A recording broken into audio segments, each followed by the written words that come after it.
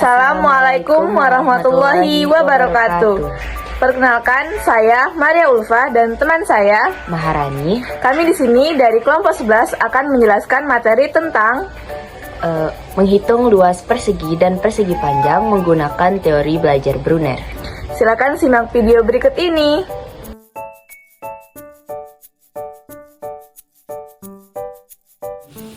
Adapun materi pokok yang pertama yaitu teori belajar Brunner, yang kedua tahap-tahapan teori belajar Brunner, dan yang ketiga pengenalan persegi dan persegi panjang dalam kehidupan sehari-hari, yang keempat implementasi teori Brunner dalam menghitung luas persegi, dan yang kelima implementasi teori belajar Brunner dalam menghitung luas persegi panjang.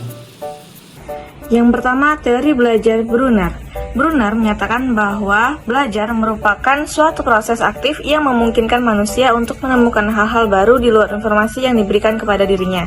Dengan dasar pemikiran, teorinya memandang bahwa manusia sebagai pemroses, pemikir, dan pencipta informasi. Brunner juga banyak memberikan pandangan mengenai perkembangan kognitif manusia, bagaimana manusia belajar atau memperoleh pengetahuan, menyimpan pengetahuan, dan mentransformasi pengetahuan.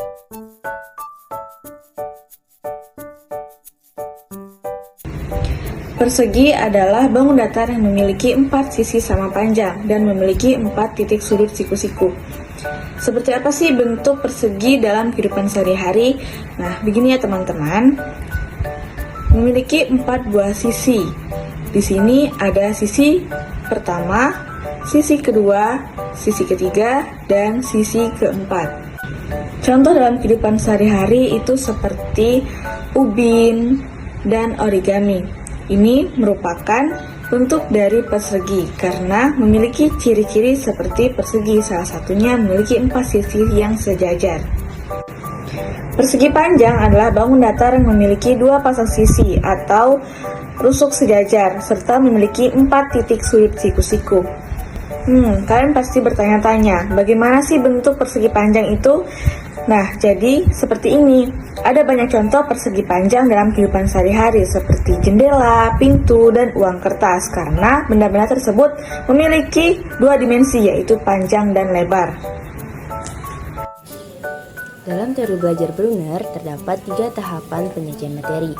Nah, yang pertama tahapan enaktif, yang kedua tahapan ikonik, dan yang ketiga tahapan simbolik. Pertama, tahapan enaktif. Tahapan enaktif ini direpresentasikan melalui tindakan, di mana anak akan terlibat secara langsung dalam memanipulasi ataupun mengotak-atik suatu objek. Nah, pada tahapan enaktif ini, anak akan mempelajari pengetahuan, di mana pengetahuan ini akan dipelajarinya secara aktif menggunakan benda-benda nyata ataupun situasi-situasi yang nyata.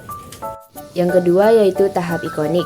Tahap ikonik ini di mana pengetahuan direpresentasikan melalui gambar atau visual ataupun diagram yang menggambarkan benda-benda ataupun objek yang terdapat pada tahap enaktif. Tahap yang ketiga yaitu tahap simbolik. Nah, tahap simbolik ini di mana pengetahuan direpresentasikan melalui lambang ataupun simbol dari objek-objek tertentu. Nah, pada tahapan ini anak tidak lagi tergantung pada objek-objek yang nyata pada tahapan-tahapan yang sebelumnya, melainkan anak sudah mampu menggunakan notasi-notasi tanpa ketergantungan pada objek-objek yang nyata. Nah, sebelum kita menghitung luas persegi dan persegi panjang, terlebih dahulu kita mengetahui apa sih itu luas. Nah, luas adalah menutupi luas permukaan bangun datar dengan satu satuan luas.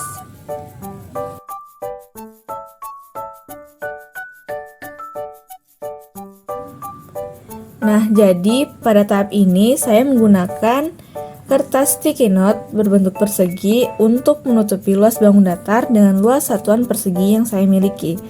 Jadi saya akan menutupi berapa banyak yang dibutuhkan satu satuan luas untuk menutupi luas permukaan bangun persegi ini. 1, 2, 3, 4. Nah, ternyata permukaan persegi ini bisa ditutupi oleh 4 persegi, maka bisa dikatakan bahwa luas persegi ini adalah 4 satuan luas. Yang kedua, tahap ikonik. Pada tahap ini ditampilkan sebuah gambar mengenai persegi. Nah, untuk menghitung luas persegi ini yaitu dengan menghitung jumlah satuan persegi yang menutupi persegi tersebut. 1, 2, 3, 4. Jadi, luas persegi sebanyak 4 satuan persegi. Sebagai contoh, ada sebuah jam tangan memiliki sisi sepanjang 2 cm.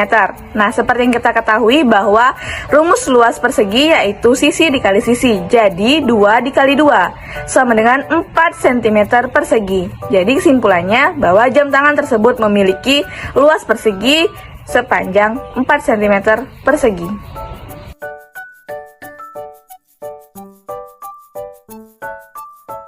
Nah, di sini kita akan menentukan luas persegi panjang menggunakan kertas persegi yang kita gunakan menjadi satuan luas. Jadi, di sini berapa banyak satuan luas yang kita perlukan untuk menutupi seluruh bagian persegi panjang ini. 1, 2, 3, 4, 5, 6. Jadi, luas permukaan persegi panjang ini dapat ditutupi dengan menggunakan 6 persegi. Nah, jadi dapat disimpulkan bahwa luas persegi panjang ini adalah 6 satuan luas. Nah, perhatikan gambar bangun persegi panjang berikut. Nah, untuk menghitung luas persegi panjang tersebut dapat dengan menghitung satuan persegi yang menutupi luas persegi panjang tersebut. Nah, mari kita hitung 1, 2, 3, 4, 5, 6. Nah, ada 6 persegi yang menutupi luas permukaan persegi panjang tersebut. Nah, jadi luas persegi panjang tersebut adalah 6 satuan luas persegi. Sebuah papan berbentuk persegi panjang memiliki panjang sisi 3 cm dan lebar 2 cm. Nah, tentukanlah berapa luas persegi panjang tersebut. Untuk menentukan luas persegi panjang tersebut, pertama kita ketahui terlebih dahulu panjang sisi persegi panjang dan lebar sisi persegi panjang. Nah, panjang sisi persegi panjang 3 cm dan lebarnya tadi 2 cm. Nah, selanjutnya kita menghitung luas persegi panjang menggunakan rumus luas persegi panjang, di mana rumus luas persegi panjang adalah luas persegi panjang sama dengan panjang kali lebar. Jadi luas persegi panjang 3 kali 2 sama dengan 6. Nah, jadi luas persegi panjang tersebut adalah 6 cm persegi. Baiklah, mungkin itu saja materi yang dapat kami sampaikan mengenai menghitung luas persegi dan persegi panjang menggunakan teori belajar Brunner. Kami akhiri. Wassalamualaikum warahmatullahi wabarakatuh.